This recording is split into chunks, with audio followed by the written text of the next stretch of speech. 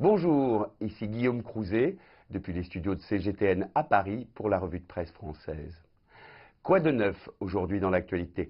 Dans le journal Le Monde, une bonne nouvelle révélée par l'organisme Santé publique France. Selon son bilan annuel, notre pays a compté 600 000 fumeurs en moins en 2018 par rapport à l'année précédente. Moins de fumeurs et plus de vapoteurs, voilà qui explique cette décrue régulière depuis 2 ans des accros au tabac. Une bonne nouvelle aussi quand on réalise que 75 320 décès par an dans l'Hexagone sont imputés au tabagisme.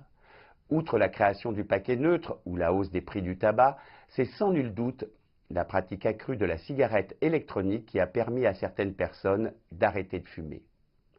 Autre sujet dans le monde aujourd'hui, le renouveau du Ghana, petit État d'Afrique de l'Ouest, coincé entre le Togo et la Côte d'Ivoire. Le gouvernement a ici qualifié 2019 comme l'année du retour. De plus en plus de Ghanéens partis se former ou vivre à l'étranger ont en effet décidé de venir revivre dans le pays de leurs ancêtres. Lucy Quist, par exemple, qui a quitté la bourse de Londres il y a 10 ans, dirige aujourd'hui le groupe de télécom Airtel Ghana. Ruth Amoah a aussi quitté le Royaume-Uni pour monter ici son entreprise de chocolat haut de gamme. À partir de fèves de cacao du Ghana, bien sûr, puisque le pays en est le 2e producteur mondial. Modèle démocratique depuis 1990, le Ghana et ses 29 millions d'habitants est réputé pour sa stabilité politique et sa croissance économique. Un succès qui ne concerne hélas pas encore toutes les classes de la population. Un Ghanéen sur 7 vit encore avec moins d'1,70 € par jour.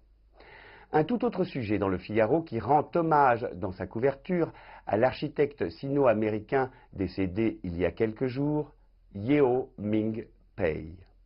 Ce monstre sacré de l'architecture qui vient de s'éteindre à 102 ans était célèbre en France pour avoir construit la fameuse pyramide du Louvre, ô combien controversée quand elle fut édifiée il y a 30 ans.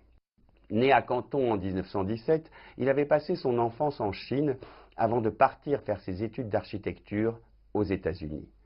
Très attaché à son pays natal, il y a laissé plusieurs réalisations qui ont marqué le paysage urbain, telle la spectaculaire tour de la Bank of China à Hong Kong, véritable symbole architectural de la ville, ou le Science Center de Macao, qui fut le dernier bâtiment dont il signa la réalisation, c'était en 2009.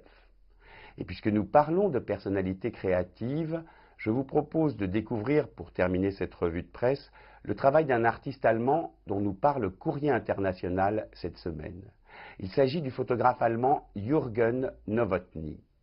Lassé de voir que tant de gens s'adonnent aux selfies, l'homme qui a reçu son premier appareil photo à l'âge de 6 ans et qui les collectionne depuis, il en a désormais plus de 90, a décidé de présenter ces objets comme si eux-mêmes s'étaient tiré le portrait devant un miroir. Nowotny a baptisé sa série « Caméra Selfie ». Il fait poser ses vieux modèles sur fond de papier peint, à chaque fois différents, et qui parlent de l'époque de création de l'appareil. Années 50, 60, 70, ces appareils photo n'ont pas pris une ride. On ne peut sans doute pas en dire autant des gens qui ont été pris en photo par eux. C'était Guillaume Crouzet depuis les studios de CGTN à Paris pour la revue de presse française.